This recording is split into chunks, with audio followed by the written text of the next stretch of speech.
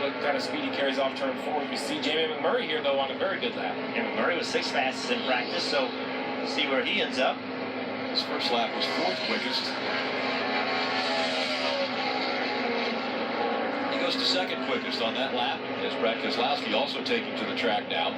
Things heating up as we've broken under the 10-minute mark remaining, now closing in on 9 minutes to go.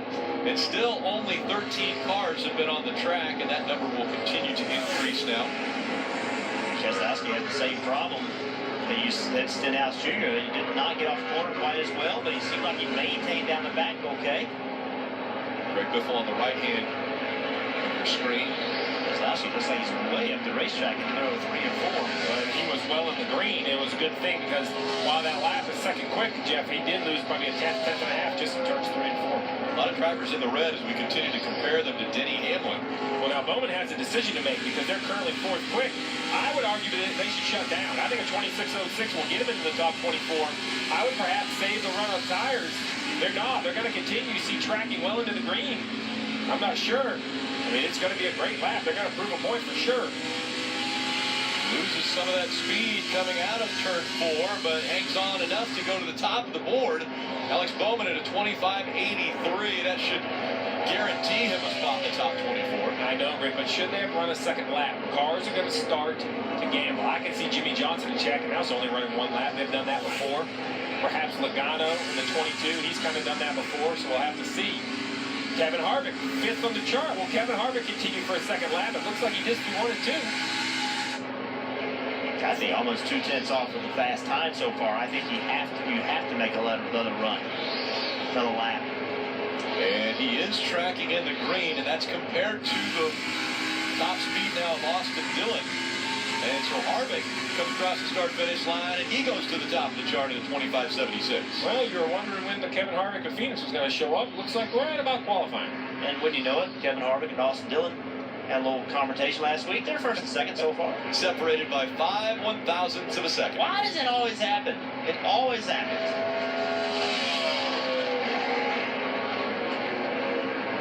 There's Kurt Busch.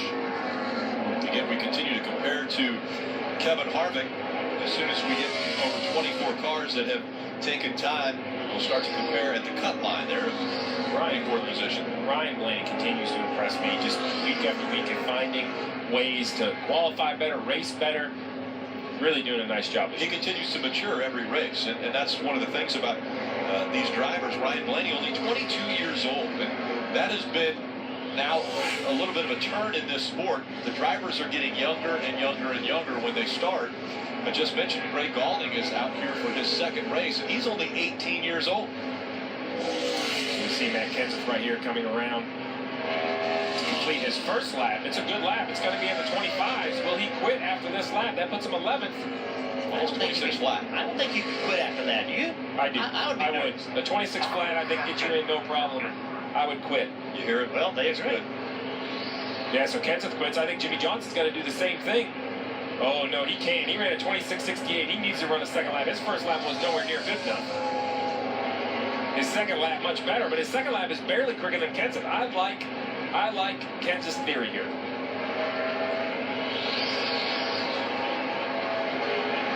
So now Boyer is on the bubble at 26.52. Now Paul Menard went out once again.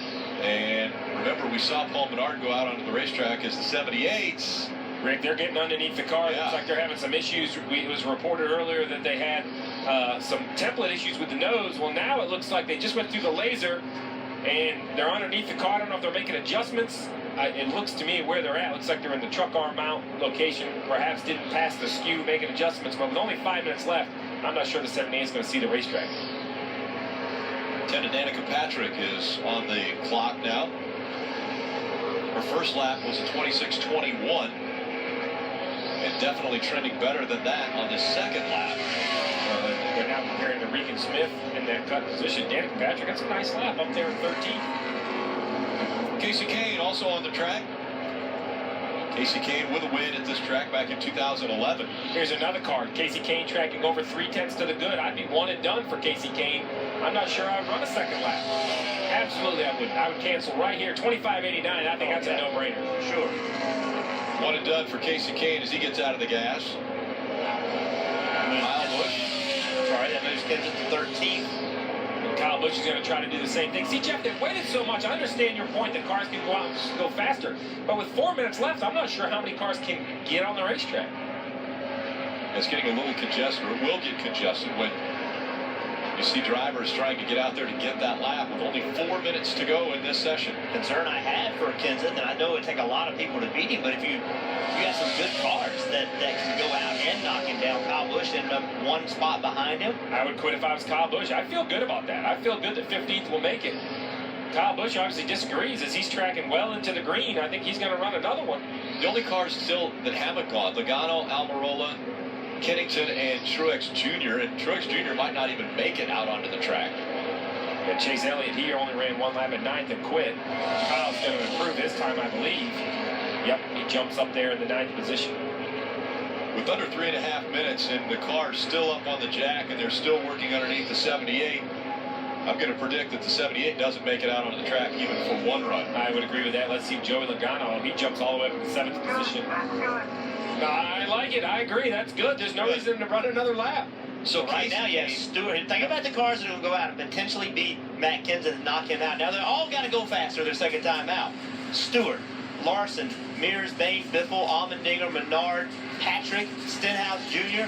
These are all cars they could. They only have to pick up a tenth of a second. I agree, but Danica Patrick, 2.5 minutes. Danica Patrick, Paul Menard, A.J. Allmendinger, Greg Biffle, they don't have to run until they're going to get eliminated, and I don't think we're ever going to see them on the racetrack. Right, with only 2.5 minutes, you're probably right, but then again, I'm a gambler, Jeff. he's an aggressive gambler. That's what I would do. I think that, Matt Kenseth, it's time to make something happen. Dave, you have some more on the 78?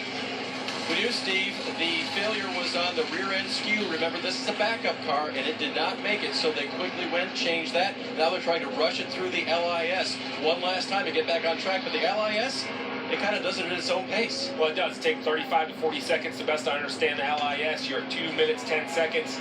Then they have to take the blocks out of the car to lower it down, set the tire pressure. I don't know. We've seen us taking 2 laps. That's a minute, minute and a half. I don't believe the 78 has a chance to get on the racetrack. So here's Almirola. He waited forever to get out, just kept waiting and waiting. That was his first lap, only 27th fastest. Trending the right way right here, but I agree. We talked it might take a couple runs. I'm not sure waiting this long was a wise decision. I just don't agree with the strategy. I'm not sure that this 43 came up with the right decision. Not for a team that was 26th fastest in practice. You have to assume you're going to have to make 2 runs in order to advance. So being 26th fastest, I don't like that approach. Tony Stewart about to roll out of his spot off the pit road, and he'll make his way up there because he's right on the cut line now. If anybody bumps him out, he's going to try to get back into the top 24. So it's all, in my opinion, Ricky Stenhouse Jr. I want to see what he's going to run, Jeff. We've talked that they're going to go faster, but are they? He's the car. He's 25th. This is his first time, the first car to run a second time. Can he find the speed to bump up? And he's in the green, entering turn 3. But with a minute left, how many cars can run? Like I said, I think Patrick, Menard, Allmendinger, Biffle, they're fine. Stenhouse Jr. is going to move himself into the top 24. But behind Kenseth. How about Kyle Larson? Fastest guy in practice, has to run a second time. I'm just not, I didn't like their theory when they went on the racetrack.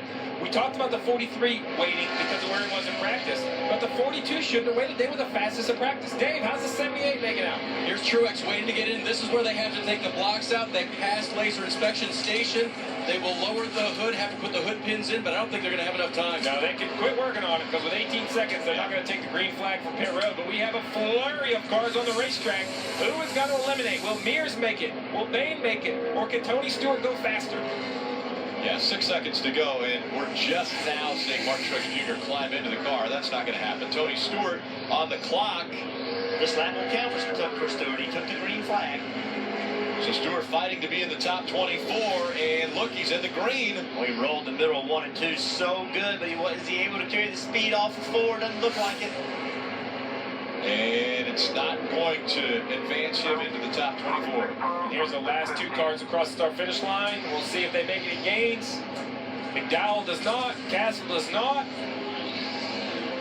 So Mears, Bain, Biffle, Allmendinger, they all transfer. Kenseth, I like the gamble. 1 lap on the tires, Jeff. And the guys that did only use 1 lap, Casey Kane, Joey Logano, Chase Elliott, Matt Kenseth, freshest tires as we get ready for round 2. 24 have been determined. They will advance into the 2nd round. The sun definitely an issue for all the drivers in the desert.